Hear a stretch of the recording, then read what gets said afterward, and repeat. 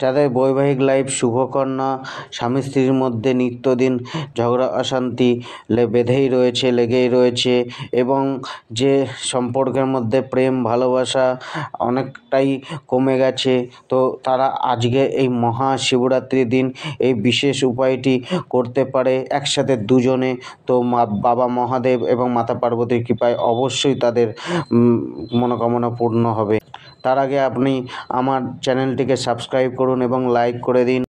তো স্বামী স্ত্রী দুজন মিলে শিব মন্দিরে গিয়ে কাঁচা দুধ বাবার মাথায় অর্পণ করুন, তারপরে জল অর্পণ করুন এবং জল অর্পণ করার পর 27টা গোলাপ ফুল অর্পণ করুন এবং দুজন মিলে হাত জোড় করে প্রার্থনা করুন বাবার কাছে যে বাবা যেন তাদের হ্যাপি ম্যারেড লাইফের জন্য আশীর্বাদ করে, সুখী দাম্পত্য জীবনের জন্য আশীর্বাদ করেন।